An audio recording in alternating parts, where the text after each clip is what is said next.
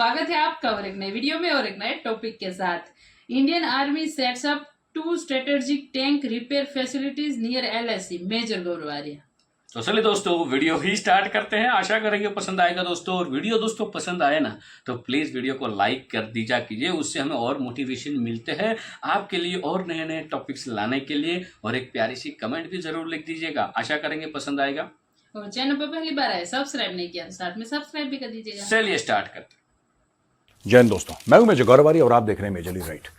आपको पता ही है कि line of actual control LAC यानी कि भारत और चीन के बीच में सो कॉल्ड बॉर्डर तो नहीं है, वो सो कॉल्ड बॉर्डर है, परसेप्शनल है। वो करीब 3,500 किलोमीटर से लंबा है। और जब से कशीदगी बढ़ी है, जब से तनाव बढ़ा है भारत और चीन के बीच में, तब से लाखों ट्रूप्स यहां से, लाखों ट्रूप्स वहां पे जाके बैठ गए कि हमारा इलाका है, वो करे हमारा इलाका है, आमने सामने बैठे eyeball to eyeball. ये स्टोरी आपको पता है। लेकिन बीच में इंडियन आर्मी ने क्या करा है दोस्तों कि चुपचाप वहां पे 2 मीडियम रिपेयर फैसिलिटीज जो हैं, यानी कि जहां पे बख्तरबंद गाड़ियां, यहां पे tanks, armoured vehicles, infantry troop carriers वहां पे रिपेयर हो सकें, वो खोल दी। एक खोली है दौलत बेग ओल्डी पे, और दूसरे की लोकेशन मीडिया इतनी साफ तौर पे बता नहीं रही है। वो कह रहे हैं कि 25 किलोमीटर दूर है चाइना के, जो हमारा LAC पड़ता है वहां से 25 किलोमीटर अंदर की ओर है भारत के। अब ये तो लिटरली बैंग ऑन टारगेट है। ये भारत ने क्यों करा, आज मैं ये डिस्कस आपके साथ करना चाहूंगा। दोस्तों फर्ज कीजिए, मानिए आपकी एक कार है, आप दिल्ली में रहते हैं और आपसे बोला जाता है कि साहब आपकी जो कार होगी ना, उसको रेगुलर सर्विसिंग रिक्वायर्ड है। कभी एक्सीडेंट हो गया, कभी टूट फूट हो गई, कभी उसकी सर्विसिंग करवानी है, कुछ पार्ट बदलना है। लेकिन साहब ऐसा है कि जब भी आपकी कार की सर्विसिंग होगी ना, जब भी आप दिल्ली में हैं, आपकी कार की सर्विसिंग होगी, आपको देहरादून जाना पड़ेगा यार। देहरादून में एक शोरूम है, वही शोरूम आपकी गाड़ी की सर्विसिंग करवाएगा। अच्छा, आपकी मजबूरी भी है कि आपको कार यहीं से खरीदनी है, क्योंकि पूरे हिंदुस्तान में कार यहीं पे मिलती है।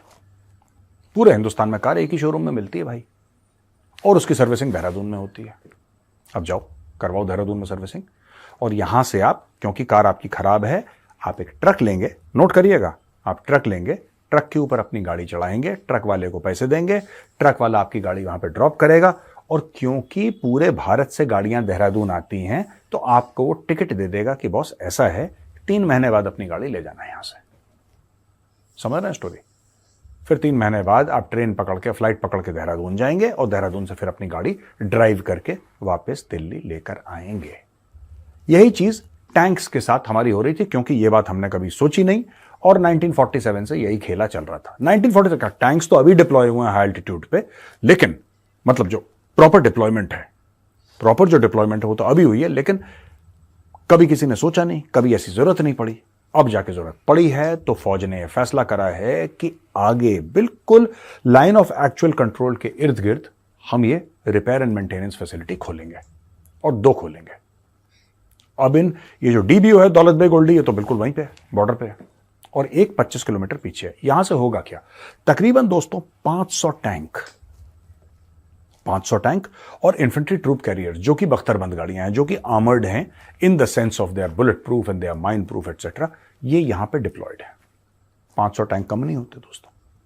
मतलब आप ये लगा लीजिए, एक आर्मर्ड रेजिमेंट में कितने 40 या 45 टैंक होंगे, memory serves me right, I could B mistaken, but मैं इतना ही याद कर पा रहा हूं इस बार कि एक आर्मर्ड रेजिमेंट में करीब 45 टैंक होते हैं। I could be wrong, maybe an armoured corps officer can correct me if I am wrong, but इतने टैंक होते हैं। अब हुआ क्या है कि आप ये लगा लीजिए कि कितनी रेजिमेंट्स आर्मर्ड की लगी है वहां पे, 500 टैंक है वहां पे, और आई एम श्योर वहां पे BMPs भी होंगे, आई एम श्योर वहां पे BMPs भी होंगे, और वहां पे दुनिया की 10 चीजें और होंगी। अब इसमें चक्कर क्या चल रहा है कि यार जब भी टैंक हमारे खराब हुए, या टैंक की रिपेयर मेंटेनेंस चलता रहता है ना टैंक्स का, तो टैंक का रिपेयर मेंटेनेंस करके पीछे भेजो। जैसा मैंने बोला ना, गाड़ी आपकी देहरादून जाएगी, यहां पे पता नहीं कहां पीछे टैंक रिपेयर होते हैं। फिर टैंक कितना भारी भाई, 50-55 टन का, छोटी सी गाड़ी तो है नहीं, कार तो इतनी सी होती है ना छोटी सी, डालो ट्रक में, टैंक को आप थोड़ा ना ट्रक में डाल के ले आओगे, क्योंकि टैंक का देन फिर और अदर लॉजिस्टिक्स रिक्वायर्ड है। तो वो टैंक जब तक गए, और 500 में से एट अ टाइम आप ये समझ लीजिए कि भाई 20-50 तो रिपेयर होते रहते हैं, सर्विसिंग उनकी होती रहती है, घूमते रहते हैं, इतने लोग जाते रहते हैं। यानी कि जो आपके पास एक्चुअल टैंक बॉर्डर में है, वो कभी 500 नहीं होते, वो 400, सवा 400, 400, सवा 400 के आसपास वो हिलते रहते हैं। यानी कि आपको तो ऐसा लग रहा है कि 500 टैंक है, लेकिन 500 है नहीं, क्योंकि रिपेयर भी चाहिए, मेंटेनेंस भी चाहिए, पार्ट चेंज भी चाहिए, ये चाहिए, वो चाहिए, सर्टिफिकेशन, दुनिया भर का तामझाम। अब ये दोनों जो जगह बन गई हैं, एक दौलत बेग ओल्डी में और एक 25 kilometre line of actual control के पीछे, तो अब ये टैंक पीछे नहीं जाएंगे, अब ये टैंक बगल में जाएंगे। ये टैंक बगल में जाएंगे और बगल में जाने के बाद रिपेयर होकर फटाफट कुछ दिनों में ये वापस आ जाएंगे। तो जो फोर्स लेवल्स हैं वो वहां पे मेंटेन करने की बहुत जरूरत है, और वो फोर्स लेवल वहां पे मेंटेन हो पाएंगे। अच्छा, आर्मी का एक और चीज सोचनी है कि जैसे कि वेपन्स भी हो गए, और सिर्फ टैंक्स नहीं, वहां पे तो कई किस्म के वेपन्स हैं, राइट। लेकिन वो जो स्मॉल आर्म्स हैं वो तो लोकली रिपेयर हो जाते हैं आपके, जैसे राइफल है, मशीन गन है, पिस्टल्स हैं, ये सब जो छोटे छोटे हथियार हैं वो तो लोकली रिपेयर हो जाते हैं। लेकिन बड़े हथियार की हर समय प्रॉब्लम रही है, बड़े हथियार की, क्योंकि उसके लिए आपको वर्कशॉप भी वैसी चाहिए, आपको रिपेयर एंड मेंटेनेंस फैसिलिटी भी वैसी चाहिए, एंड उस ऑल्टीट्यूड में ये काम करना बड़ा मुश्किल है। जहां पे इन्होंने पूरी फैसिलिटी बनाई है दोस्तों, वहां पे 10 कदम चलना बहुत मुश्किल है। It's very difficult. अच्छा, हमारे कौन से टैंक्स हैं? ज्यादातर अगर हम समझे तो T-90s हैं वहां पे, ज्यादातर, ठीक है ना। हो सकता है वहां पे अर्जुन भी हो सकता है T-72 भी हो, T-90 डेफिनेटली वहां पे है। अब वहां पे एक और चीज आई, चाइना ने कुछ पहले वहां पे लाइट टैंक्स डिप्लॉय करे। अब जो ये T-90 है, T-90 जो भारतीय टैंक है, रशियन टैंक है, बट इंडिया में भी बनता है वो, तो उसका वजन कितना होगा? 50 टन, 55। अब ये तो भारी टैंक हो गए, लेकिन उस हाइट के लिए, उस ऑल्टीट्यूड के लिए, 16,000 फीट अबव सी लेवल, जहां पे ऑक्सीजन आपकी 25-30% कम होती है, हवा जो है ऑक्सीजन 25-30% कम होती है, रेरेफाइड है। और भाई ये सारी की सारी चीजें जो हैं, ये भी तो ऑक्सीजन से चलते हैं। आप और मैं ऑक्सीजन से चलते हैं। आपको क्या लगता है कि टैंक के अंदर बिना ऑक्सीजन के कंबशन हो जाएगा, तेल जल जाएगा, एनर्जी कैसे प्रोड्यूस होगी? Whether it is a spark ignition engine for smaller vehicles और बी व्हीकल्स, और for larger vehicles compression ignition engine, या जो डीजल के इंजन है, जैसा भी ऑक्सीजन आपको दोनों केसेस में चाहिए। जब ऑक्सीजन वहां पे कम है और इतना भारी टैंक है, तो क्या वो टैंक की एफिशिएंसी वही रहती है कि लगता है कि टैंक की एफिशिएंसी थोड़ी सी कम हो जाती है? अब ये टैंक की एफिशिएंसी ठीक रहे और टैंक का इंजन ठीक रहे, तो टैंक का जो पावर और वेट का रेशियो है, जिसको पावर टू वेट रेशियो कहते हैं, यानी कि इतना बड़ा इंजन है उसका, और ऐसे माहौल में इतने वजन को वो अच्छी तरीके से ले जाए, तो टैंक में दोस्तों 3 चीजें होती हैं। आपको याद रखनी है 3 चीजें। एक प्रोटेक्शन होता है, ठीक है, जिसमें आर्मर्ड व्हीकल है तो प्रोटेक्शन, आर्मर्ड। दूसरा चीज उसका फायर पावर, और तीसरी चीज उसकी मोबिलिटी। किसी भी टैंक को अगर जज करना है तो हमें 3 पैमानों पे जज करना है, ठीक है। प्रोटेक्शन उसमें कितना है, उसकी मोबिलिटी कितनी है, और उसके अंदर फायर पावर कितना है। और उस ऑल्टीट्यूड पे 14,000, 15,000, 16,000, 17,000, 18,000, मतलब काफी ऑल्टीट्यूड पे हवा की कमी, एक्सट्रीम टेम्परेचर -30, -40, -50, उस टेम्परेचर पे आपको एक टैंक चाहिए, आपको लाइट टैंक चाहिए। आपका T-90 वहां पे अर्जुन इतना कामयाब नहीं होगा। तो भारत ने एक नया टैंक बनाया है दोस्तों, जिसका नाम है जोरावर। हम कुछ महीने पहले इसको कवर कर चुके हैं, लेकिन अब वो दिन आ रहा है कि अब जोरावर को इंडियन आर्मी को 1 आध महीने के बाद, जून जुलाई में इंडियन आर्मी को हैंडओवर कर दिया जाएगा कि आप इसकी ट्रायल्स करिए। इंडियन आर्मी कई महीने उसकी ट्रायल्स करेगी, फिर इंडियन आर्मी उसको रगड़ेगी। नदी में, नाले में, पहाड़ के ऊपर टैंक को चलाया जाएगा। जितना भी उसका यूसेज मल्टीपल टेरेन्स में करा जा सकता है, इंडियन आर्मी उसका इस्तेमाल करेगी, उसको यूज करेगी, उसके बाद ओके बोलेगी, फिर प्रोड्यूस होगा, फिर वो इंडियन आर्मी में आएगा। कारण क्या है जोरावर का? कारण मैं दोस्तों आपको समझा चुका हूं। अब मैं जोरावर के बारे में आपको कुछ बताना चाहता हूं कि ये अलग कैसे है, ये जोरावर का मैटर क्या है, जोरावर अलग कैसे है। दोस्तों ये जो जोरावर है 25 टन का है, यानी कि अगर आप T-90 से देखें तो उसका आधा वेट है। सबसे पहले आप ये समझ लीजिए, T-90 का जो वेट है उसका लगभग आधा वेट है, तो 25 टन का है। इसमें 3 क्रू हैं और एक मेन गन है। 3 क्रू यानी कि चलाने वाले 3 बंदे, ठीक है जी। 3 क्रू हैं और इसमें एक मेन गन है 105 mm की, जो मेन गन है, जो मेन बैरल होती है ना टैंक के सामने, ये 105 mm की है। Power to weight ratio not less than 30 horsepower turns.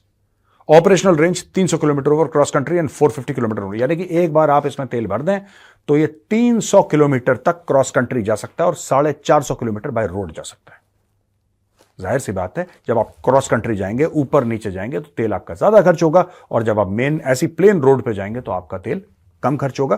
तो ये इसका रेंज है। एक बार आपने इसको तेल भर दिया, लॉक कर दिया, 300 किलोमीटर ये ऊबड़ खाबड़ पहाड़ के ऊपर ऐसे जा सकता है, और 450 किलोमीटर ये अगर कार वाली रूट है तो उस पर ये 450 किलोमीटर जा सकता है। और ATGM, इसमें एंटी टैंक गाइडेड मिसाइल भी लगी होंगी, 3rd जनरेशन और higher, capable of defeating 800 millimetre rolled homogeneous armour, और ये सारी की सारी चीजें इसके अंदर वेपन सिस्टम्स होंगे, 3 का क्रू है ये सब। और ये हल्का टैंक जो है ये इंडियन आर्मी अब चाइना के सामने ला रही है। चाइना का भी हल्का टैंक है वहां पे। जोरावर जो है ये इंडिया का लाइट टैंक है। जनरल जोरावर डोगरा आर्मी के बहुत बड़े जनरल, जिन्होंने उस जमाने में तिब्बत को खड़का दिया था, लेजेंड जनरल जोरावर, लेजेंड। तो जनरल जोरावर सिंह के नाम पे जोरावर टैंक ये इंडियन आर्मी में आने वाला है। 2 महीने के अंदर फील्ड ट्रायल शुरू हो रही है। थैंक यू दोस्तों, वीडियो को यहाँ तक देखने के लिए।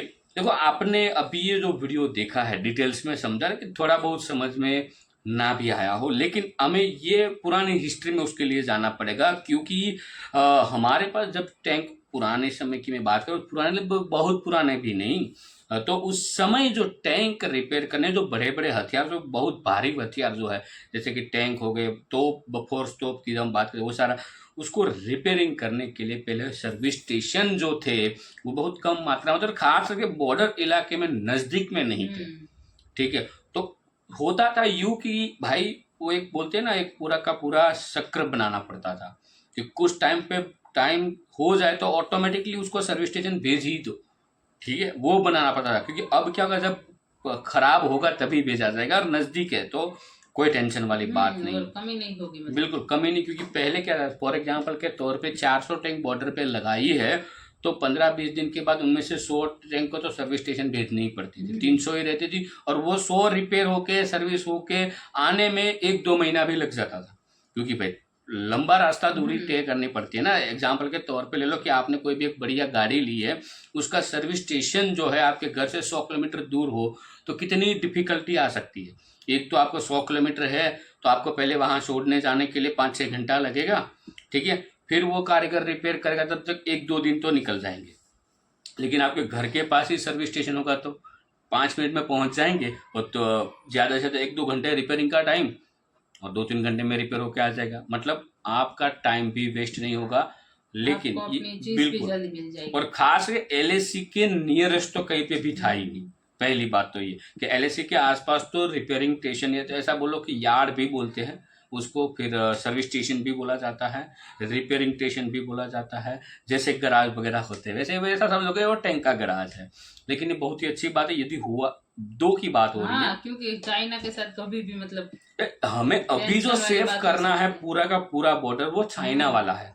पाकिस्तान इसलिए नहीं है क्योंकि उसमें पाकिस्तान के ऊपर जियोपॉलिटिकली प्रेशर डाला जा सकता है, जबकि चाइना के साथ ये नहीं है। चाइना के ऊपर आप प्रेशर डाल ही नहीं सकते हो, क्योंकि पता ही नहीं चलता उसके कंट्री में क्या हो रहा है। और पाकिस्तान के वाले जो कंट्री है उसके ऊपर क्या कि 2-3 बार वैसे भी आपने देखा होगा, IMF वाला जहाँ पे भी प्रेशर डाला गया था तो ऑलरेडी फट गई थी पाकिस्तान की।